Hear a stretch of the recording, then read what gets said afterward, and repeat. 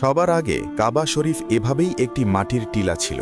ইব্রাহিম আলাইহিওয়াসাল্লাম কাবা শরীফ কিছু এই রকমভাবে বানিয়েছিলেন, যার কোনো ছাদ ছিল না এবং দুটি দরজা ছিল। একটি দরজা দিয়ে প্রবেশ করা হতো আর অন্য দরজা দিয়ে বের হওয়া হতো। এরপর কুরাইশদের আমলে কাবাতুল্লাহ কিছু এই রকমভাবে পুনর্নির্মাণ করা হয়। সে সময় কাবার কিছু অংশ বাইরে রেখে দেওয়া হয়, যাকে হাতিম বলা হয়। তারপর আবদুল্লাহ বিন জুবায়ের রাদিয়াল্লাহু আনহু এর শাসনামল আসে। তখন তিনি কাবা শরীফ ঠিক সেভাবেই নির্মাণ করেন যেমনটি ছিল ইব্রাহিম আলাইহিওয়াসাল্লামের সময়। তখনও কাবার দুটি দরজা ছিল। এরপর হাজ্জাজ বিন ইউসুফ আবার কাবা শরীফ নির্মাণ করেন যেমনটি ছিল নবী সাল্লাল্লাহু আলাইহিওয়াসাল্লামের সময়। সুলতানাত ওসমানিয়ার অর্থাৎ উসমানী সাম্রাজ্যের আমলে কাবাতুল্লাহ এভাবেই নির্মাণ করা হয়েছিল। তবে সে সময় কাবার দেওয়াল কিছুটা উঁচু করা হয়। এরপর আজকের যে কাবাতুল্লাহ আমরা দেখি তা সৌদি সরকারের আমলে নির্মাণ করা হয়েছে ১৯৯৭ সালে। এখন আপনি দেখতে পাচ্ছেন কাবাতুল্লাহ কতটা উঁচু। এই কাবাতুল্লাহর উচ্চতা ১৫ মিটার, যা সুলতানাত ওসমানিয়ার আমলেই উঁচু করা হয়েছিল।